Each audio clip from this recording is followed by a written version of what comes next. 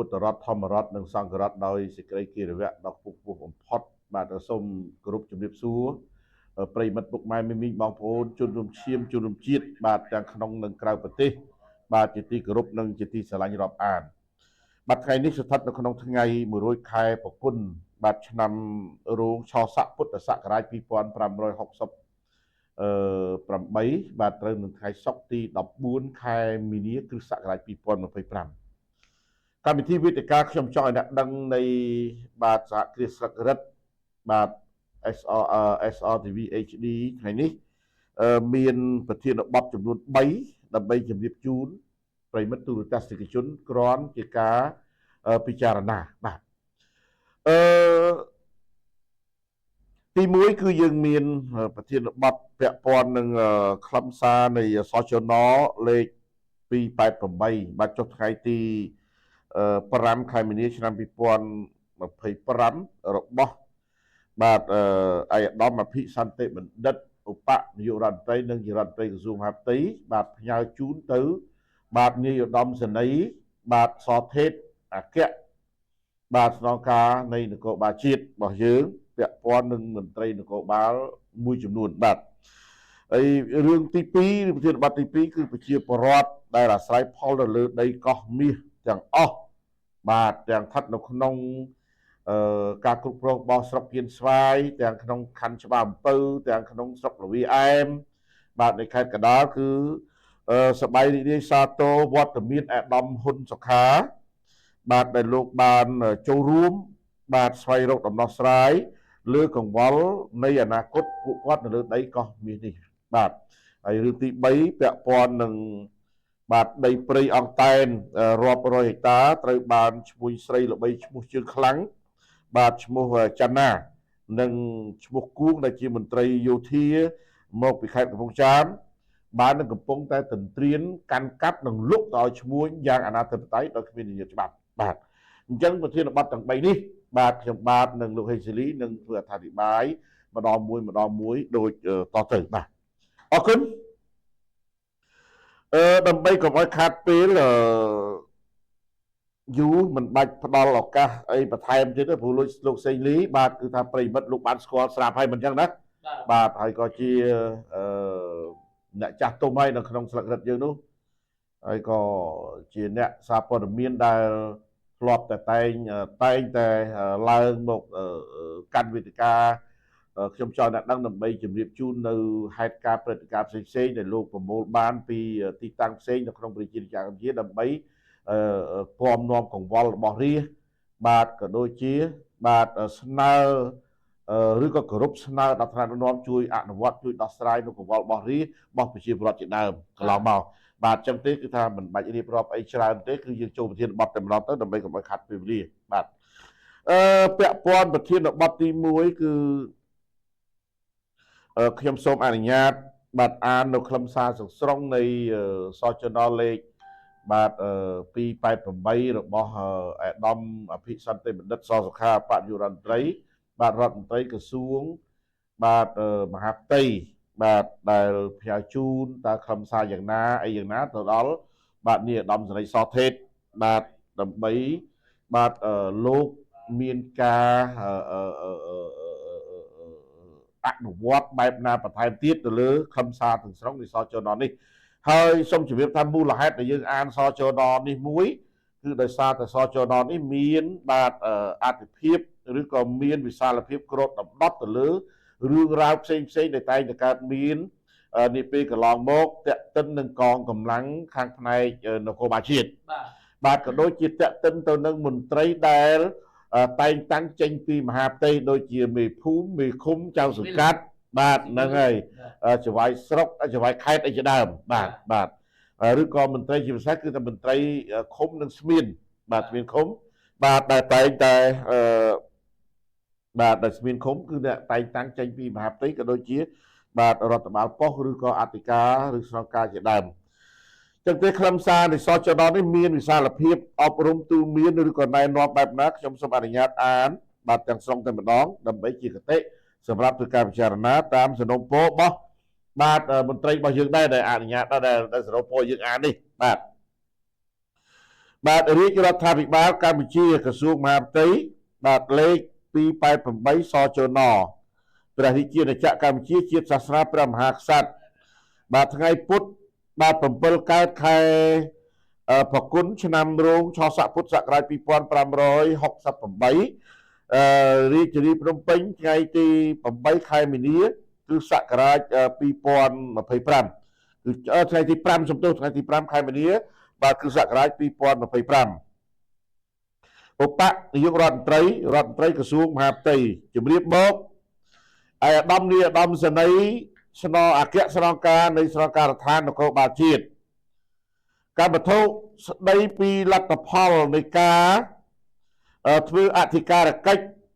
ពាក់ព័ន្ធនឹងពាក្យបណ្ដឹងចុះថ្ងៃទី19ខែកក្កដាឆ្នាំ2021របស់លោកវរៈសេនីយ៍ត្រីហៅសំអល់អតីតនាយប៉ុស្តិ៍នគរបាលរដ្ឋបាលតាខ្មៅយោងពាក្យបណ្ដឹងចុះថ្ងៃទី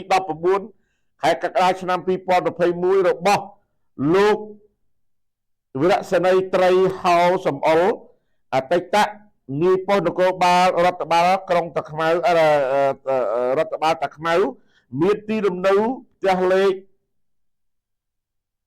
100សំទោសផ្ទះលេខ65ផ្លូវលេខ2ភូមិព្រែកសំរោង3សង្កាត់តាខ្មៅក្រុងតាខ្មៅខេត្តកណ្ដាលទីនេះមួយទៀតចំណាដល់ខ្ពង់ពោះរបស់ឯកឧត្តមអភិសន្តិមនិតសសុខាឧបនាយករដ្ឋមន្ត្រីក្រសួងមហាផ្ទៃចុះថ្ងៃទី5ខែកុម្ភៈឆ្នាំ2025តបតាមកម្មវិធីនឹងយោងខាងលើខ្ញុំសូមជម្រាបអាដាមនាយអាដាមសេនីយ៍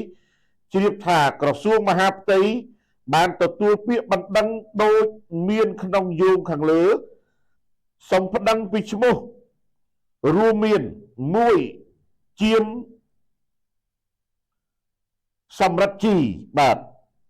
ជាមសម្រិទ្ធជីមន្ត្រីនគរបាលគ្រឿងញៀននៃអធិការដ្ឋាននគរបាលក្រុងតាខ្មៅស្នងការនគរបាលខេត្តកណ្ដាល2ឈ្មោះជាមខូយចៅសង្កាត់តាខ្មៅ3ឈ្មោះសុកសុផាស្មានសង្កាត់តាខ្មៅនិង4ឈ្មោះលោកស្រីជាមបាទសម្រាប់សោភាជាអ្នកសរសេរលើសម្បត្តិកំណើតកាន់ឯកសារ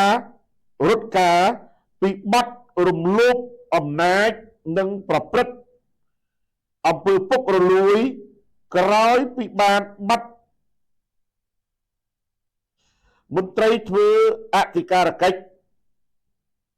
និងពិនិត្យឯកសារពាក់ព័ន្ធរួចមកក្រសួងមហាផ្ទៃប្រគល់ភារកិច្ចជូនអគ្គស្នងការនគរបាលជាតិដូចខាងក្រោមត្រេ1អនុវត្តវិន័យក្រមរូបភាពដកហូតមុខតំណែងនិងបន្ថយតនន្តរស័ក្តិចំនួន2ថ្នាក់ចំពោះលោកអនុសេនីយ៍ឯកហ៊ុនសុកបាទហ៊ុនសុកមុខហ៊ុនសុកមុតបាទ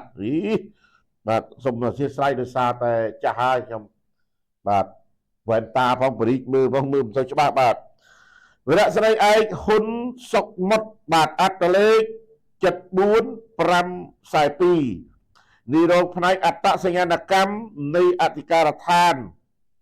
នគរបាលខណ្ឌព្រែកភ្នៅស្នងការនគរបាលសំទោសស្នងការដ្ឋាននគរបាលរាជធានីភ្នំពេញនិងលោកវរៈសេនីយ៍ត្រីទឹមពុទ្ធិរាអត្តលេខបាទ65481អធិការរងនៃអធិការដ្ឋាននគរបាលខណ្ឌឫស្សីកែវស្នងការដ្ឋាននគរបាលរាជធានីភ្នំពេញ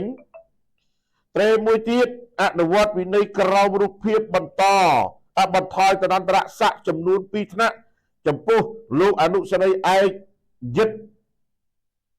ចន្ទរាអត្តលេខ428មន្ត្រីលេខ400និងលេខ28កុំឲ្យ423ច្រឡំលេខ400និង28បានន័យថា មន្ត្រីនៃការិយាល័យអន្តរាគមន៍និងតម្រួតប័ណ្ណបញ្ជាស្នងការដ្ឋាននគរបាលរាជធានីភ្នំពេញត្រេ3អនុវត្តនីតិវិធីច្បាប់ទៅលើលោកជាមខូចចៅសង្កាត់តាខ្មៅក្រុងតាខ្មៅខេត្តកណ្ដាលដែលបានចេញសម្បត្តិបញ្ជាក់កំណើតឲ្យជនជាតិវៀតណាមដែលជាជនបរទេសអន្តោប្រវេសន៍ខុសច្បាប់បាទចឹងអីសំតែមិនត្រឹមតែនេះទេណាបាទអញ្ចឹងបាទយើងវាបាទត្រេមួយទៀតអប់រំព្រមានលើកទី1ចំពោះលោកវរៈសេនីត្រីបាទពុកវិចិត្រអត្តលេខ858 499នាយប៉ុស្តិ៍នគរបាលរដ្ឋបាលតាខ្មៅនិងលោកអនុសេនីត្រីជាមសម្រិទ្ធជីអត្តលេខ83506មន្ត្រីនគរបាលគ្រឿងញៀននៃអធិការដ្ឋាននគរបាលក្រុងតាខ្មៅស្នងការដ្ឋាននគរបាលខេត្តកណ្ដាលអាស្រ័យហេតុនេះសូមអាដាមនាយឧត្តមសេនីយ៍អគ្គស្នងការនៃស្នងការដ្ឋាននគរបាលជាតិអនុវត្តតាមកំណែការណែនាំទាំងអស់ខាងលើឲ្យមានប្រសិទ្ធភាពខ្ពស់សូមអាដាមនាយឧត្តមសេនីយ៍ទទួលនៅការរាប់អានអំពីខ្ញុំបាទចូលរដ្ឋមន្ត្រីរដ្ឋលេខាធិការបាទអង្គមង្គលបាទចម្លងជូនបាទអគ្គស្នងការបាទអគ្គនាយកដ្ឋាននគរបាលអគារធិការដ្ឋានដើម្បីជ្រាបឯកសារការលប្រវត្តិបាទនេះពាក់ព័ន្ធនឹងសចនលេខ228នេះបានជាអស់លោកមន្ត្រីយើងលោកសនំពោបាញ់មកអង្គភាពយើងដើម្បីឲ្យយើងបាទធ្វើការអានដោយសារមានខ្លឹមសារជាអាចដូចបាញ់វិញអញ្ចឹងជាដើមលោកលីណាបាទគឺថាលោកចៅសង្កាត់ឈ្មោះជាមស្អីនេះជាមបាទបាទសូមបញ្ជាក់តិចឈ្មោះជាមខូចបាទជាមខូចគឺថាចៅសង្កាត់តាខ្មៅបាទបុគ្គលនេះគឺបើតាមព័ត៌មានក្រៅផ្លូវការដែលយើងទទួលបានតាមទូរស័ព្ទទៀតគឺថាបុគ្គលនេះគឺកន្លងមកគឺមិនសូវជាគោរពច្បាប់ទម្លាប់អីទេអាងតែចៅសង្កាត់បាទធ្វើអីមិនសូវជាឲ្យតម្លៃអ្នកមន្ត្រីក្រមអាវ៉ាតឬក៏មន្ត្រីពាក់ព័ន្ធទេបាទលើកជាអាចដូចធ្វើលបងផ្ទះធ្វើលបងអីហ្នឹងគឺមិនមានសុំច្បាប់សុំទម្លាប់អីទេបាទកន្លងមកគឺថាឲ្យឯងអញអញ្ចឹងណាអញ្ចឹងហ្នឹងមួយពីរទៀតពាក់ព័ន្ធនឹងតកូលគាត់នេះទាំងអស់មិនមានជាមសម្រិទ្ធធីជីមានជាមសោភីអីណាសម្រិទ្ធសោភីឯណាណាមានប្រុសមានស្រីអញ្ចឹងមកតកូលនេះសិតតែតកូលដែលពាក់ព័ន្ធនឹងរឿងអាស្រូវហើយដូចជារឿងនេះហើយថ្លើមពីមេឃបាទបើនិយាយត្រូវមិនត្រឹមតែដកត្រឹមតែតំណន្តរស័ក្តិឬបណីពមៀនអីទេគឺគួរតែបាទប្តឹងគាត់ពាក់ព័ន្ធទៅ ACU ឲ្យបន្តទៀតព្រោះរឿងចេញអត្តសញ្ញាណប័ណ្ណឲ្យជនបរទេសមិនធម្មតាទេណាជនបរទេសដែលអាចធ្វើអត្តសញ្ញាណប័ណ្ណបានលុះត្រាតែមានការឯកភាពពីព្រះមហាក្សត្រចូលសញ្ជាតិសិនមែនទេចូលសញ្ជាតិខ្មែរឲ្យបានត្រឹមត្រូវតាមច្បាប់ដែលកំណត់ក្នុងរដ្ឋធម្មនុញ្ញណាបាទទៅជាតិចូលសញ្ជាតិហ្នឹងមិនត្រូវបង់សួយសារអករដ្ឋបីអីមិនហើយឥឡូវបុគ្គលនេះថ្លើមពីមេឃបាទលោកខូចនេះថ្លើមពីមេឃហ៊ានចេញអត្តសញ្ញាណប័ណ្ណធ្វើអត្តសញ្ញាណប័ណ្ណអីណាបញ្ជាក់ឲ្យជនជាតិវៀតណាមខុសច្បាប់ដូចវាហួសហេតុពេកបាទហួសហេតុពេកហើយមិនដឹងថាថ្នាក់ដឹកនាំលោកមានវិធានការបន្ថែមឬបន្តទៅលើបុគ្គលនេះយ៉ាងម៉េចទៀតទេបាទហើយដោយពាក់ព័ន្ធនឹងដៃជើងអីគ្មានអីនេះក៏ដោយបាទគឺធ្វើសភៅគ្រួសារធ្វើអីហ្នឹងអ្នកក្រុងតាខ្មៅណាអ្នកតាខ្មៅទេមកគឺថាតើតែឃើញលុយជាកញ្ចប់អីសិនបានធ្វើបាទមានលុយបាទអញ្ចឹងទេត្រង់ចំណុចនេះបើសិនជារឿងនោះជារឿងពិតបាទអ្វីដែលលើកឡើងរបស់ប្រជាពលរដ្ឋដែលលោកធ្លាប់រងគ្រោះហ្នឹងជារឿងពិតចៅសង្កាត់ស្មៀននឹងបុគ្គលពាក់ព័ន្ធទាំងអស់ហ្នឹងវាអញ្ចឹងមែនគឺថាគួរតែមានវិធានការបាទកាត់ស្វៀលសាច់ស្អុយណាកាត់ស្វៀលសាច់ស្អុយឆ្អុយសាច់ស្អុយឬក៏បាទយើងជ្រកក្រោមម្លប់ដើមឈើបើសិនតែមានមែកពុកមែកបាក់ គួរតែបេះកាច់ចេញខ្លាចវាបាក់ធ្លាក់ទៅក្បាលមែនទេបាទចឹងទេរឿងនេះគឺគ្រាន់តែសុំចូលរួមមតិប៉ុណ្ណឹងពាក់ព័ន្ធនឹងខ្លឹមសារសចននេះខ្ញុំគិតថាមានតម្លៃជាមហាសាលសម្រាប់បងប្អូនពិចារណាដូច្នេះទើបអស់លោកបានបាញ់បាទសចននេះមកឲ្យយើងអានទាំងស្រុងបាទហើយអធិស្ឋានការអានមិនមែនថាមិនចេះអក្សរទេឬភ្នែកចាស់បាទឥឡូវវាព្រិលមែនទេហើយបាទមិនដូចមុនទេមុនមើលត្រឹម5ម៉ែត្រអីអានព្រិលឥឡូវដោយសារចេះផងទេដោយសារបានព្រីតចេញយើងអានក្នុងទូរស័ព្ទដល់អានក្នុងទូរស័ព្ទទៅវាពលឺទូរស័ព្ទទៅវាតូចផងអីផងហើយដល់យើងបរិយទៅវាព្រិលផងតែទៅមានការតាក់អីតិចតួចសូមអធិស្ឋានប៉ុន្តែមិនអីគឺក្តោបនៅខ្លឹមសារគឺយើងចង់ដឹងថារាជរដ្ឋាភិបាលជាពិសេសបាទអាដាមអភិសន្តិបណ្ឌិតសសុខាលោកតែងតែអនុវត្តនៅគោលការណ៍បាទបណ្ដេញឬក៏បន្ថយឬក៏ដាក់ទោសទណ្ឌទៅលើមន្ត្រីនគរបាលឬមន្ត្រីស៊ីវិលបាទដែលមានបញ្ហាបំពានច្បាប់ឬបំពានសិទ្ធិឬរំលោភអំណាចដោយពាក្យបណ្ដឹងដែលប្តឹងទៅក្រសួងមហាផ្ទៃនេះចឹងគឺថាយើងខ្ញុំគ្រប់គ្រងបាទគ្រប់គ្រងនៅចំណាត់ការដ៏មានប្រសិទ្ធភាពហើយបើសិនជាបាទចំណាត់ការនេះមិនត្រូវបានធ្វើបន្តដោយភ្លៀងរលឹមទេខ្ញុំគិតថាមន្ត្រីលេមលើមន្ត្រីកទេធំបន្លំដេកមន្ត្រីប្តីផ្សំផ្ដួលរមូលផ្សំក្រិចណាមន្ត្រីជើងក្របលពៅស្ងោទាំង4ប្រភេទណាមន្ត្រីបាទជើង10មន្ត្រីជើង6អីនេះគឺថានៅតែសបាយរីករាយនឹងបំពេញច្បាប់និងបំពេញសិទ្ធិប្រជាពលរដ្ឋដដែលមិនចឹងណាចឹងទេខ្ញុំសូមគ្រប់គ្រងពេញទំហឹងចំពោះចំណាត់ការរបស់អាដាមប្អូនបាទអភិសន្តិបណ្ឌិតសសុខាបាទដែលជាឧបនាយករដ្ឋមន្ត្រីក្រសួងមហាផ្ទៃហើយក៏អរគុណឃើញកន្លងមកគឺថាដូចចវាយខេត្តចវាយក្រុងរាយស្រុកអីមួយចំនួនឬក៏កាយ2កាយ3បាទប៉ុន្តែនៅមិនទាន់ឃើញមានចំណាត់ការទៅលើផ្កាយ3ម្នាក់ដែលរងភាពអាស្រូវច្រើនតែមានផោះតាងច្រើនដែរគឺផ្កាយ3វ៉ាជូដាបាទរងអន្តោវេសបាទគឺថាដូចជាមានរឿងអាស្រូវច្រើនមកគេរលុយគេក្រាស់មិនដឹងណាបាទមិនទាន់ឃើញមានចំណាត់ការឯកសារអីគឺថាមើលទៅឃើញទោសទណ្ឌគាត់មានទៅហើយបាទហើយអ្វីដែលផ្សេងទៀតនោះលោកលីគឺពាក់ព័ន្ធនឹងចំណាត់ការជាអចិន្ត្រៃយ៍ចឹងទៅឃើញថាដើម្បីសង្គមយើងមានការកែប្រែខ្លះមិនអញ្ចឹងណាបាទបើសិនជាគ្មានទោសទណ្ឌមានវប្បធម៌នីតិរដ្ឋភាពបាទគឺថាមន្ត្រីអត់ខ្លាចច្បាប់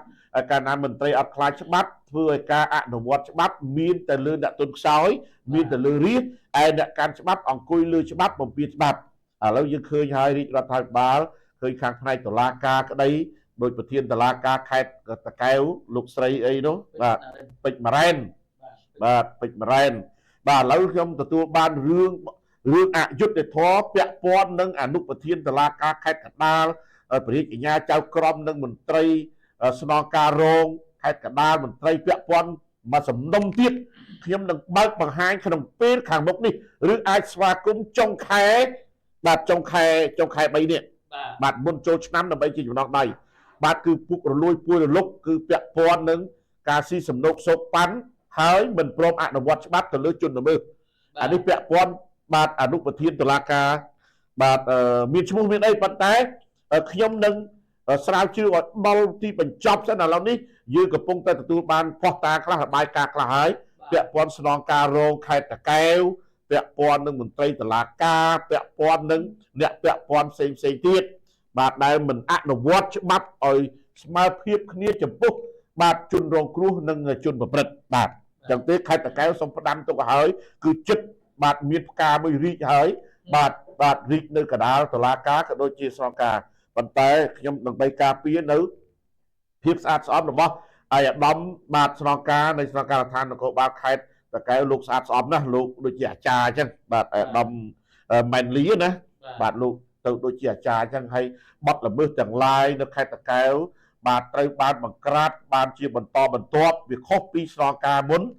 ដាច់អាឡ័យបាទខុសពីស្នងការនៃស្នងការដ្ឋានមុនដាច់អាឡ័យមិនមែនតែលើកជើងអីគាត់នេះគឺថាគឺគាត់បង្ក្រាបបានជាច្រើនករណីបាទនៅខេត្តតាកែវឥឡូវនេះគឺថាថនថយហើយលោកលីបាទឥឡូវយើងដឹងហើយកន្លងមកគឺតាមការបូកសរុបបាទនឹងការវាយតម្លៃទូទាំងប្រទេសគឺខេត្តបាទភ្នំពេញរាជធានីភ្នំពេញលេខ1ក្មេងតំណឹងនិងក្មេងបាត់ល្មើសបាទបន្ទាប់មកខេត្តកំពង់ស្ពឺ បាទទី3គឺខេត្តតាកែវស្របពេលដែលអាដាមមែនលីគាត់ទៅកាន់ស្នងការនឹងបាទគាត់ទៅលុបលាងបាត់កំអែលអាក្រក់របស់ស្នងការចាស់បាទស្នងការចាស់អញ្ចឹងទេគឺថាគាត់ចាប់ផ្ដើមមកលើខេត្តតាកែវប្រហែលជាអាចស្ដារកិត្តិយសបានឡើងវិញប៉ុន្តែនៅតុលាការស្ដារកិត្តិយសអត់បានពុករលួយពួយរលុកបាទគឺច្រើនណាស់នៅសំណុំរឿងនេះគឺសំណុំរឿងធំពាក់ព័ន្ធនឹងតុលាការហើយយើងអត់ខ្លាចនិយាយនៅពេលដែលបានសំណុំរឿងបានផុសតាងបានសាកសីមកអស់ជំរឿតុលាការនឹងមានអីទៅចោទយើងបាទយើងចឹងពមៀនទៅហើយមិនពមៀនទេគឺប្រាប់ទៅហើយបាទអរគុណសង្ឃប្រធានបាត់នឹងចាប់ប៉ុណ្ណឹងសិនចាស់